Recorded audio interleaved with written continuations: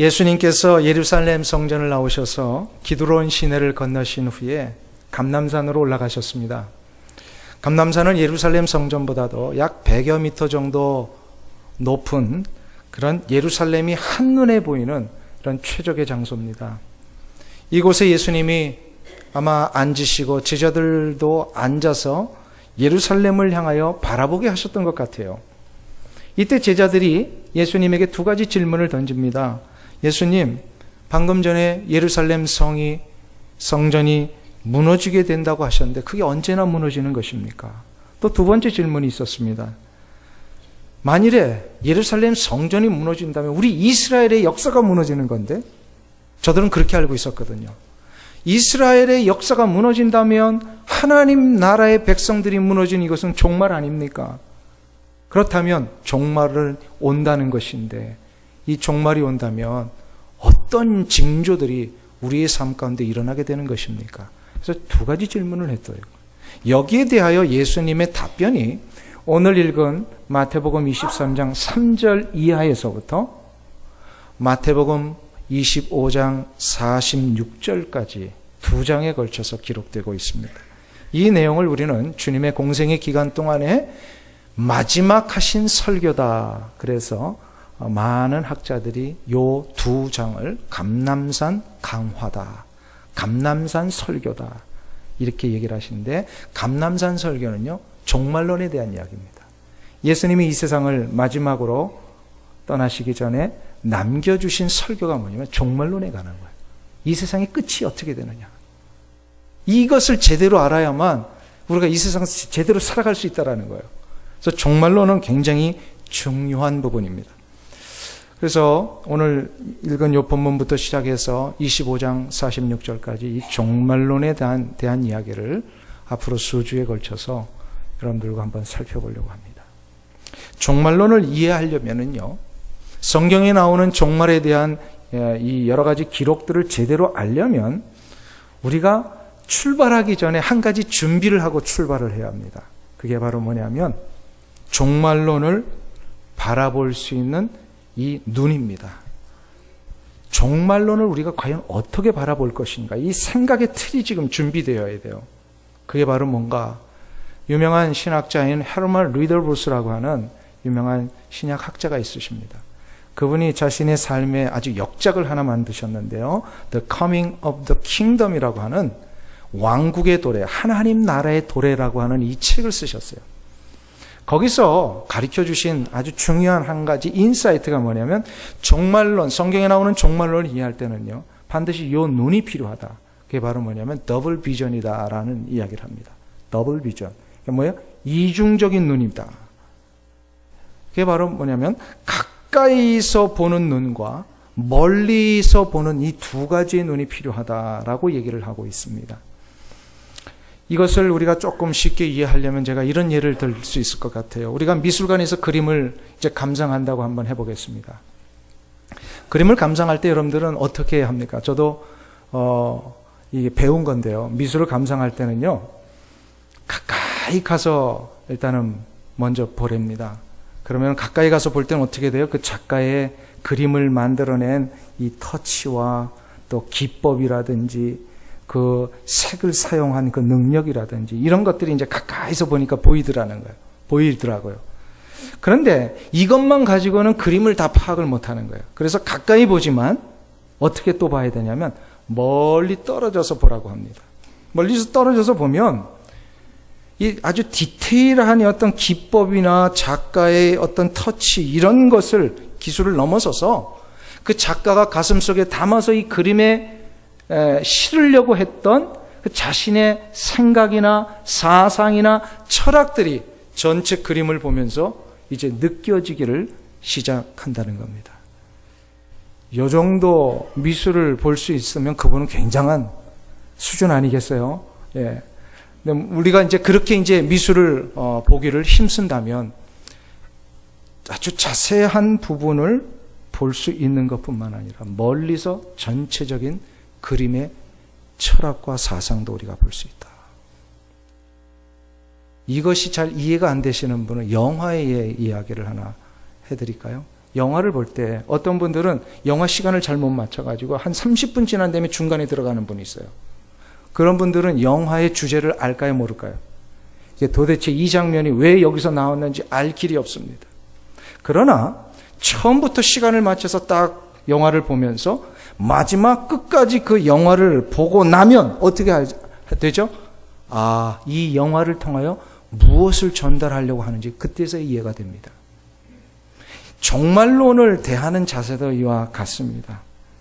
가까이 종말에 일어났던 부분적인 현상만을 보면 그 역사를 통하여 이루어지게 되는 종말의 의미가 무엇인지를 잘 못 깨닫습니다. 그러나 조금 멀리 떨어져서 이 종말의 현상을 바라보기를 시작할 때에 내가 보고 있는 것 외에도 종말의 현상들이 너무나도 다양하고 많이 펼쳐지고 있음을 깨닫게 되고, 그것을 알고 나면 하나님께서 이 세상에 일어나고 있는 수많은 일들을 이 종말을 향하여 가게 하고 계심을 우리가 알게 됩니다. 다시 설명해 드릴까요? 종말을 가까이 이 부분적인 것만을 보면은 이 종말이 무슨 의미인지를 모르지만, 멀리 떨어져서 이 종말에 일어나고 있는 수많은 일들을 다 한꺼번에 보기를 시작하는 순간부터 한 가지를 깨닫는데, 하나님께서 순간마다 부분마다 역사마다 일어났던 이 종말의 일들을 통하여 모든 것이 하나님이 원하시는 하나님 나라의 완성을 향하여 가게 하고 계시는 거예요. 요거를 보게 하신다는 거예요. 그래서 종말론을 이해하는 것은요, 마치 한 편의 그림을 이해하는 것과 똑같습니다. 한 편의 그림을 이해하기 위해서는요, 부분을 보아서는 안 됩니다. 영화를 이해하기 위해서는 중간에 들어가서는 안 됩니다.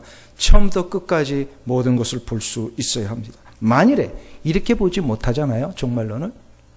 그러면 어려움이 일어나는데, 무슨 얘기냐면 자기가 본 것이 최고라고 얘기를 합니다. 자기가 본 것이 전부라고 얘기를 합니다. 이 때문에 잘못된 종말론들이 일어나는 거예요. 전체를 보지 못하고 부분적으로 보니까 자기가 본 것이 전부인 것처럼 생각해서 잘못된 종말론들을 이야기를 합니다. 이런 말이 있죠. 무식하면 용감하다. 왜냐하면 이 미술의 기법이 전체를 보러 그냥 하나만 보면 이게 전체 미술이라고 얘기하는 사람, 그런 사람들은 용감한 사람이에요. 왜요? 무식하니까. 그러나 그렇게 우리가 하나를 볼 수 있는 게 아니잖아요.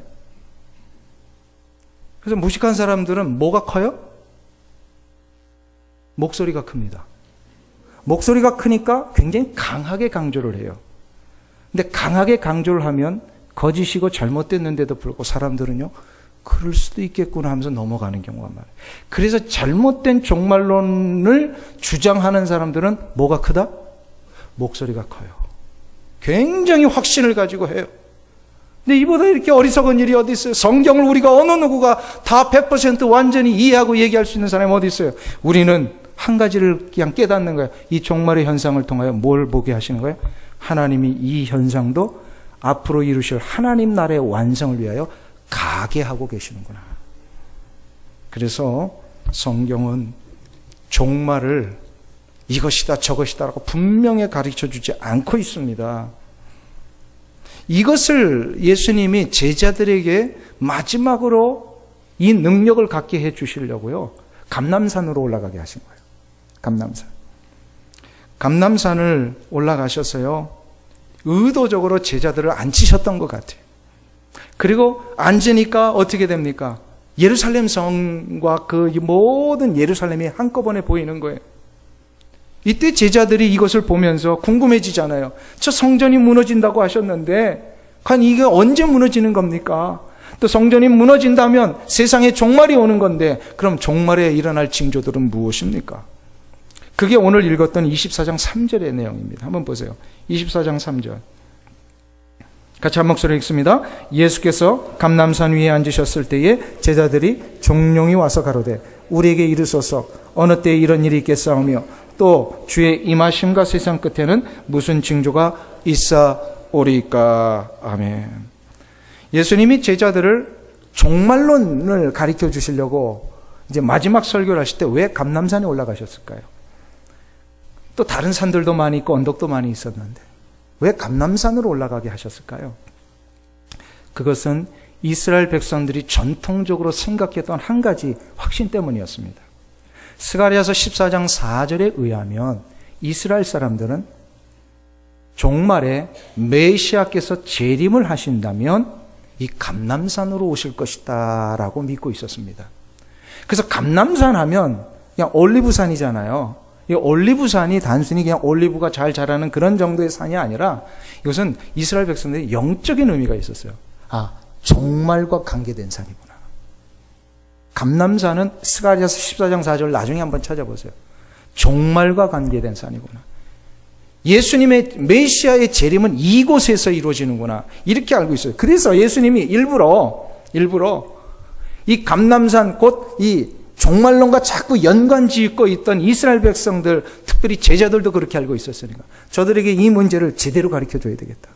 그래서 감람산으로 올라가셔서 너희들이 종말론과 관계된 산이라고 생각하지만 여기서 제대로 봐야 할 눈이 있다. 그러면서 앉히셔서 예루살렘을 보게 하시고 예루살렘의 성전을 보게 하시면서 한 가지 종말을 바라보는 눈을 가르쳐 주신 겁니다. 그게 바로 뭐냐면 성전을 보라는 거예요. 너희들이 방금 전에도 이 헤롯이 짓고 있는, 헤롯에 의해 지어지고 있는 이 놀라운 성전의 건물을 보면 입이 딱 벌어져서 여기에 현혹돼 가지고 와, 이 정도 성전을 건축하는 민족이라면 우리는 하나님의 백성임에 틀림없다라고 너희들이 스스로 생각했느냐?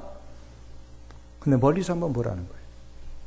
감람산에서 멀리 떨어져서 예루살렘 성전을 한번 보라는 거예요. 그렇게 보니까 어떻게 됐어요? 입이 벌어질 만한 웅장한 건물이 아니라 수많은 예루살렘에 있는 건물들과 함께 보여질 수밖에 없는 작은 인간의 건축물에 불과하더라는 거예요. 미국에서 제일 높은 빌딩이 어떤 거죠 지금? 시어스 빌딩입니까? 시카고에? 거기 저는 아주 오래전에 엠파이어 스테이트 빌딩을 가본 적이 있어요. 와, 전 놀랐어요. 어떻게 이런 어마어마한 건물이 지어질 수가 있는가. 그런데 나중에 제가 다큐멘터리로 뉴욕 그 시내가, 그러니까 맨하탄이 딱 보이는 것을 하늘에서 이렇게 촬영한 영상을 본 적이 있어요. 그랬더니 엠파이어 스테이트비 별거 아니더라고요.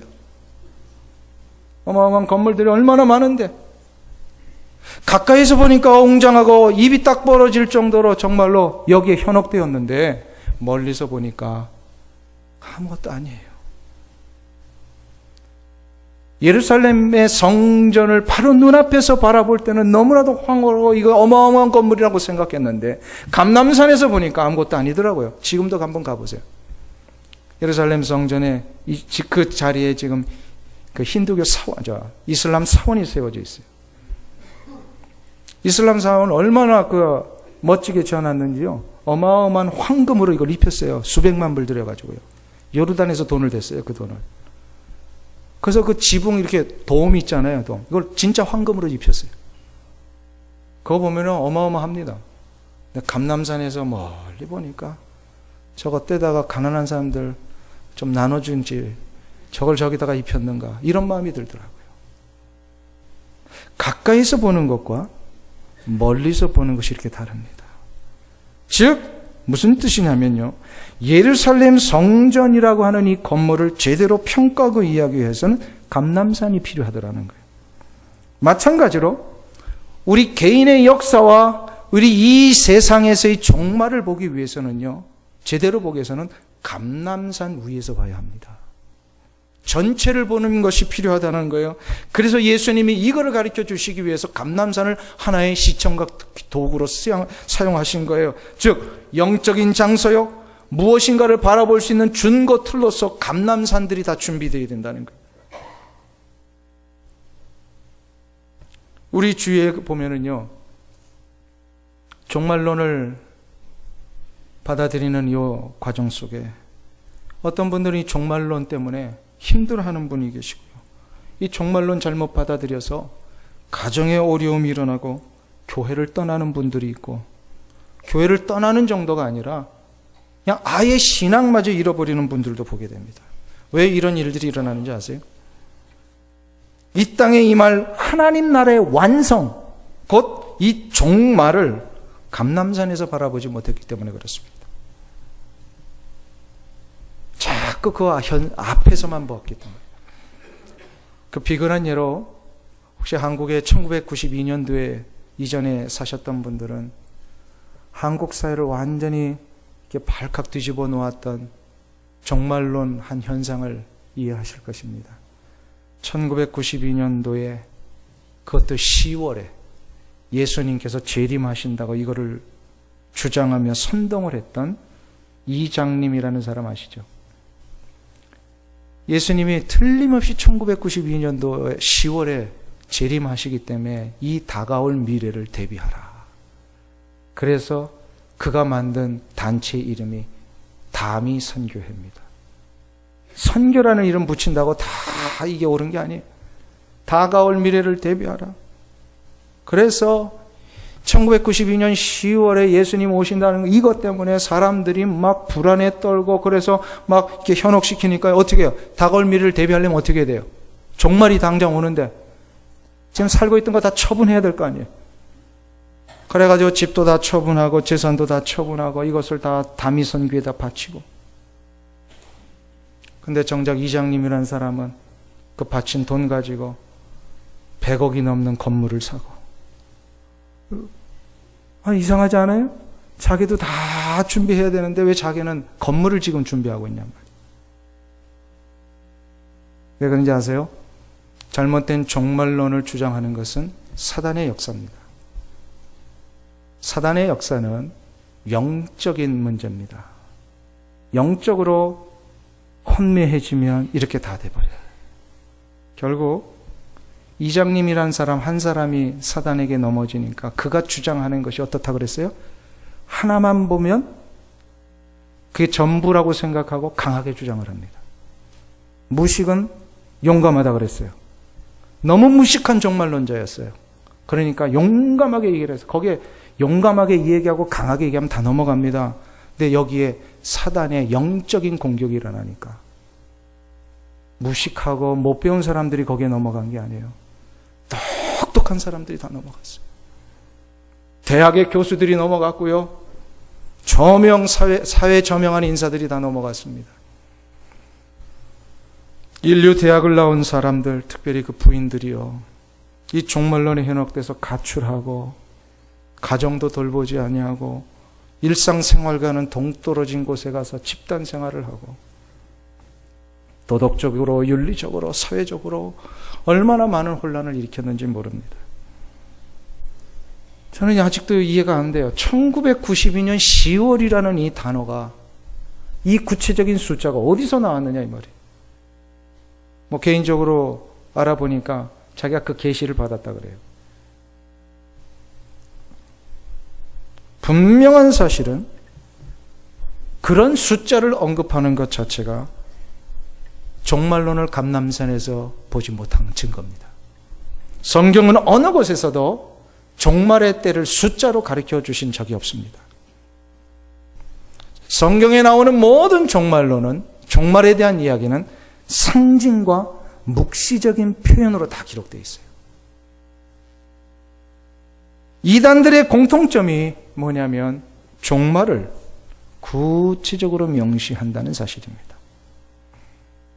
그 명시된 때가 오지 않으면 어떻게 하죠? 1992년도 10월에 주님이 재림하셨어요? 안 하셨어요? 안 하셨어요. 그러니까 이장님이가 어떻게 이거를 바꾼지 아세요? 주님의 재림이 연기되었다고 그랬습니다. 근데 여러분들 우습죠? 그런데 그거를 믿었단 말이에요, 사람들이. 연기되었다고 하는 걸 또 믿었어요. 뭐라 그래요, 그거를? 영적인 문제예요. 이단에 넘어가는 건 영적인 문제예요. 그래서 이것을 시한부 종말론이라고 얘기를 하는 거예요. 자꾸 종말의 때를 한시적으로 정해놓고 사람들을 현혹하고 있습니다. 근데 이상한 건요, 사람의 심리 속에 종말에 대한 이야기를 하면 어떨까요? 어떤 마음이 드세요? 제가 한번 여러분들에게 여쭙겠습니다. 종말에 대한 이야기를 누군가가 여러분에게 했다. 여러분들 어떤 마음과 느낌이 드세요? 두렵습니다. 종말에 대한 이야기하면. 왜? 끝이니까. 두려운 거예요. 그런데 잘 생각해 보세요. 종말은 두려운 일입니까? 종말은 두려워할 일도 아니고요. 종말 때문에 당장 우리의 모든 삶의 이 여건들, 삶에 허락하신 집과 재산을 처분해야 될 일도 아닙니다. 왜냐하면 종말은 예수를 믿는 자에게는 축복의 시간이에요. 종말은 예수를 믿는 자에게는 축복의 시간이에요. 왜냐하면 영원한 하나님의 나라에 들어가 주께서 우리에게 예배해 놓으신 생명의 면류관을 쓰며 세상에서는 한 번도 느껴보지 못했던 그 놀라운 참된 평안과 기쁨과 영원한 복락을 누리는 시간이잖아요. 아멘? 그러니까 종말은 두려워할 일이 아니에요. 예수 안에 있으면. 예수 안에 있는 자에게는요, 종말은요, 하나님 나라에 들어가 상급을 받는 시간이에요. 그러면 누가 두려워할까요? 예수를 믿지 않는 자들은 두려워할 수밖에 없어요. 예수 믿지 않는 자들에게는 종말에는 심판이 기다리고 있잖아요. 그래서 종말을 제대로 이해하면은요, 종말은 두려움에 빠지는 것이 아니라 그 영원한 하나님의 나라를 확신하면서 그 종말 때까지 내가 여기서 어떻게 살아야 될 것인가, 이거를 바르게 깨닫습니다. 그래서 종말을 제대로 이해한 사람들은요, 현실을 도피하지 않습니다. 종말은 현재 나의 삶을 가지고 앞으로 장차 하나님 앞에 서는 날에 평가받고 상급받는 날이기 때문에요, 이 세상에서 더 열심히 일하게 돼 있어요.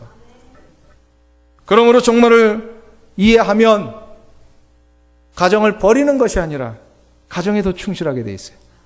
그 가정에 충실한 그 우리의 삶을 가지고 나중에 상급이 주어지잖아요. 아멘. 그러니까 종말론자들이 자꾸 요구하듯이 자꾸 하던 직업 관두고 그냥 산속으로 들어가지 마시고요, 열심히 여러분들 하시던 일을 계속 하셔야 돼요. 여러분의 가정을 더욱더 철저하게 돌보며 책임지며 나가셔야 돼요.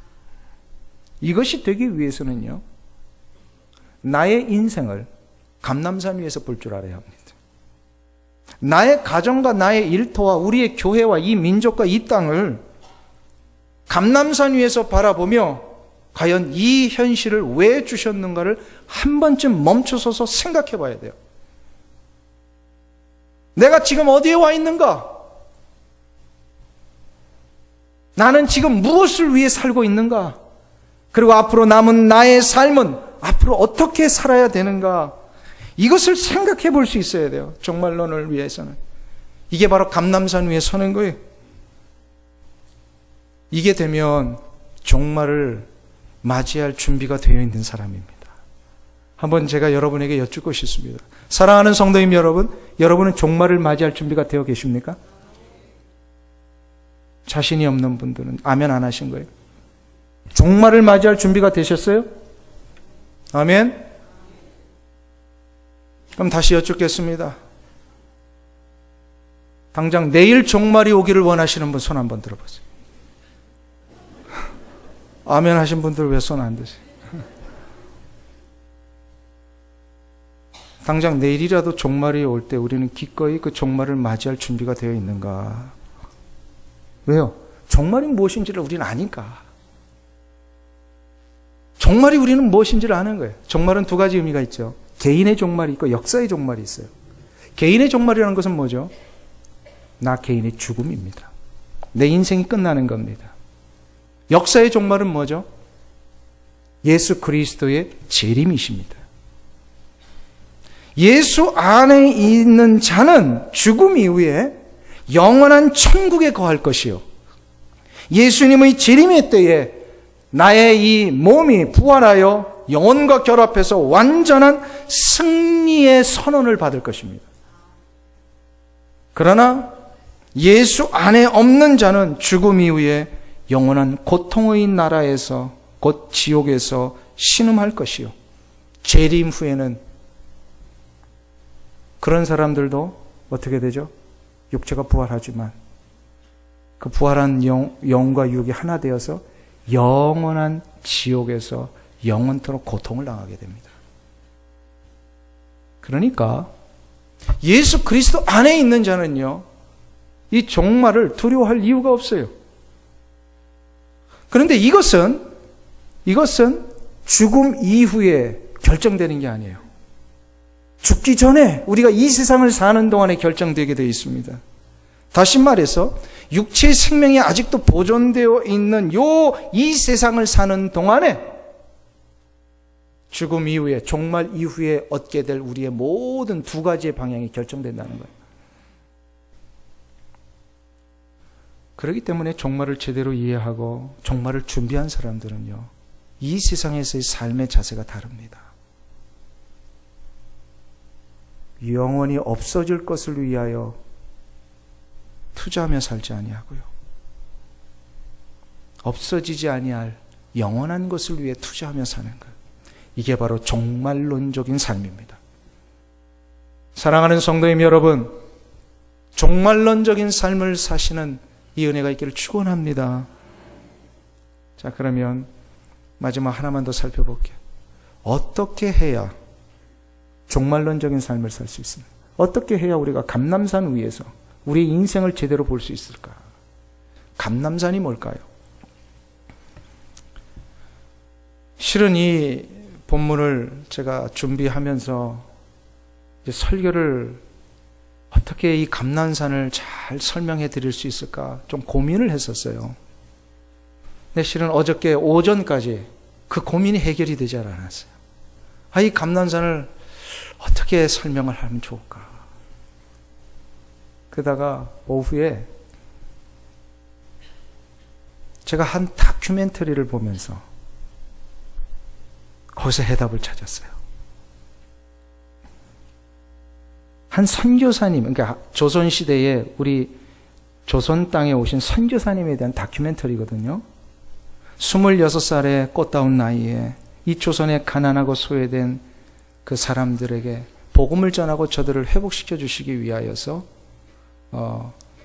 일제시대 때 이 조선 땅에 오신 엘리자베스 쉐핑 선교사님의 다큐멘터리입니다.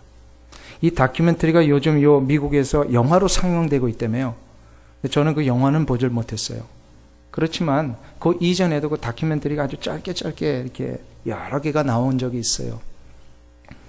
엘리자베스 쉐핑 선교사님, 그 26살의 나이에 처녀의 몸으로 와서요, 50이 돼서 죽기까지 모든 것을 다 내어주고 결국 그 마지막에는요, 영양실조가 스스로 걸려가지고 이 조선 땅에서 돌아가시고 묻히시게 된 이 쉐핑 선교사님, 그의 이름이 조선어 이름이요 서서평입니다. 왜 서서평인가를 제가 어저께 알았어요. 자신의 모든 삶을 이렇게 드리면서도 그는 천천히 서서히 평온의 삶을 늘 유지하며 살겠다고. 그래서 서서히 평온하게 살자라고 해서 서서평이라고 지었답니다. 제가 이름을 다시 한번 지을 순간이 온다면 저도 이름을 제대로 한번 다시 지어야 되겠다. 근데 이분이 저 다큐멘터리에 나오더라고요. 이분이 마지막 이제 영양실조로 죽어 가시는데 그가 누워있는 침대 머리맡에 이 두 단어로 된 영어의 짧은 글귀가 쓰여져 있었습니다. Not success, but service. 성공이 아니라 섬김이다.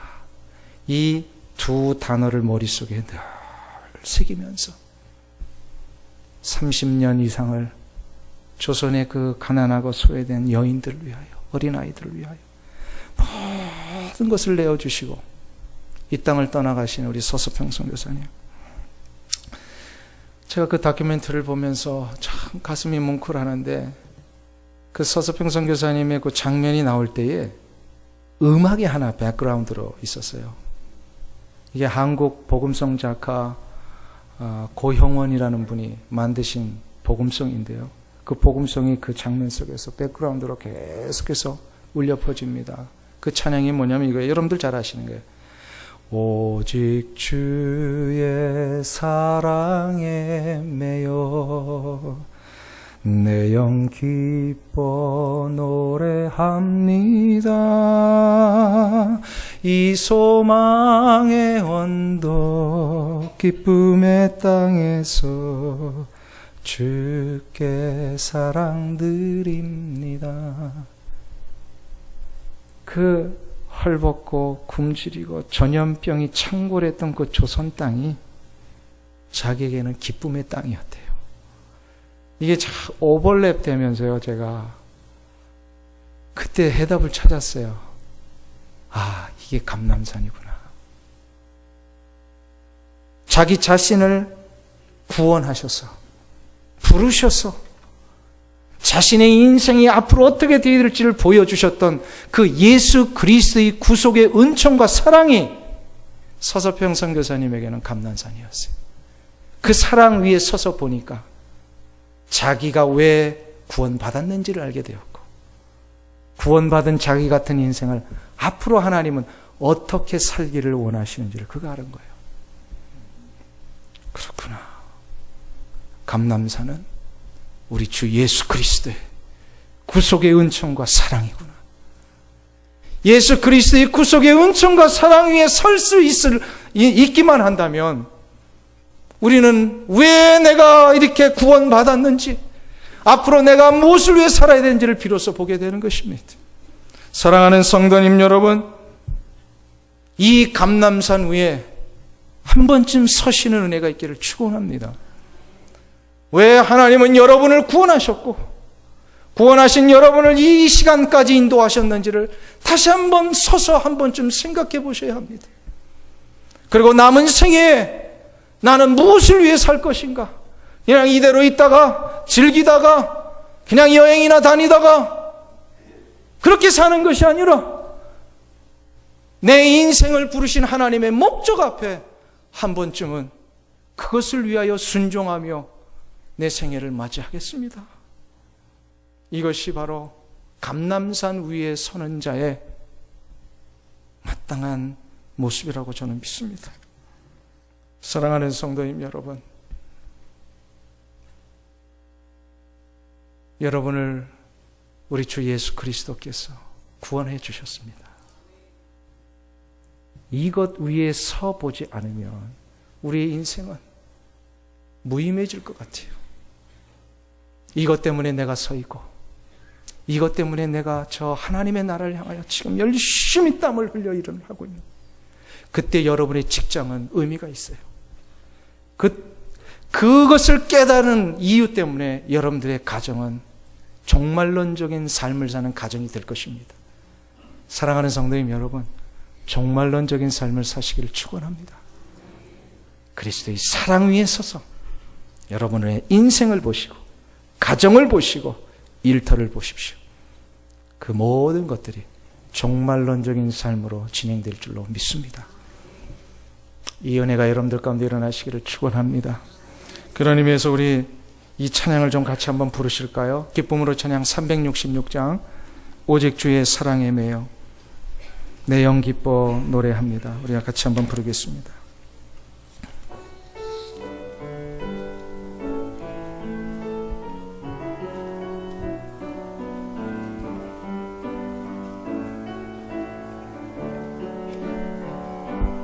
오직 주의 사랑에 매여 내 영 기뻐 노래합니다.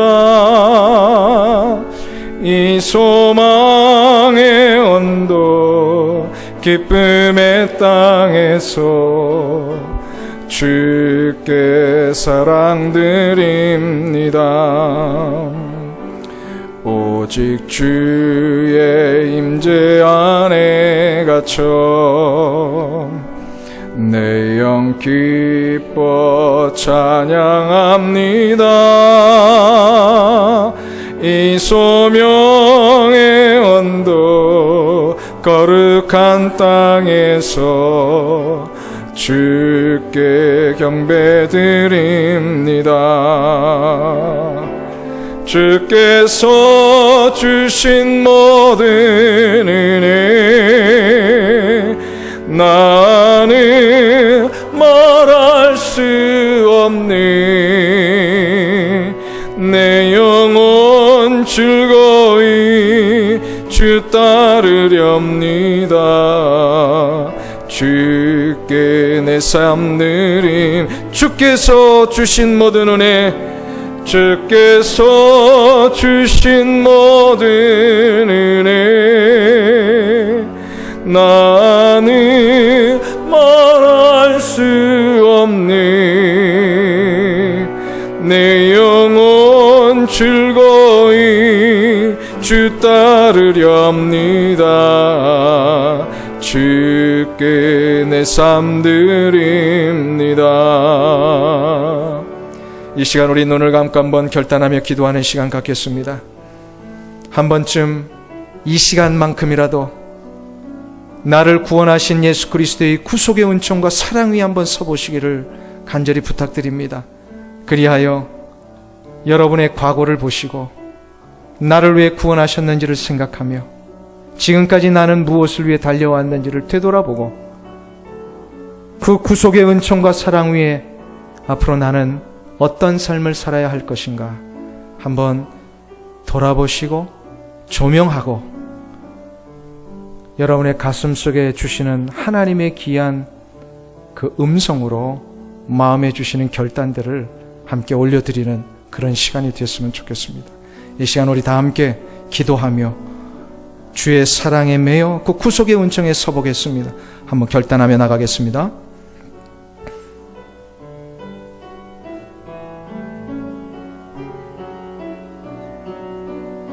하나님 아버지 구원하셨는가? 나 같은 자를 구원하셨습니다.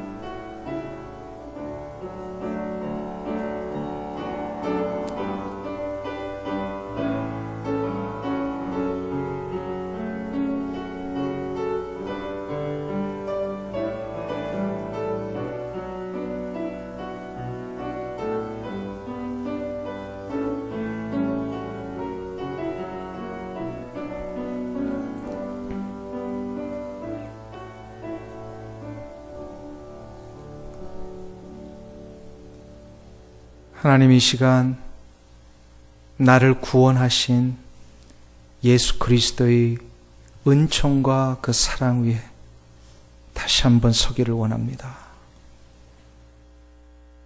그 사랑 위에 서서 나를 왜 구원해 주셨고 나를 왜 여기까지 인도해 주셨는가 그 하나님의 자비와 인도하심을 생각해 보기를 원합니다. 이것이 바로 나의 인생에 서야 할 감람산임을 믿사오니 하나님이 감람산 위에 서서 나의 인생을 조명하고 나의 가정을 다시 한번 돌아보며 내가 무엇을 위하여 이렇게 땀을 흘리고 있는가 생각해 보기를 원합니다. 그리하여 앞으로 이후에 남은 나의 모든 삶, 저 종말을 향하여 나아가는 사람처럼 종말론적인 삶을 사는 귀한 은혜가 있게 하여 주시옵소서. 하나님 오늘도 이 귀한 결단 앞에 주께서 우리의 기도를 받으신 줄 믿사오니 우리의 순간순간마다 일마다 때마다 하나님의 놀라운 은혜의 역사로 함께 동행하여 주시옵소서. 예수님의 이름으로 기도하옵나이다. 아멘.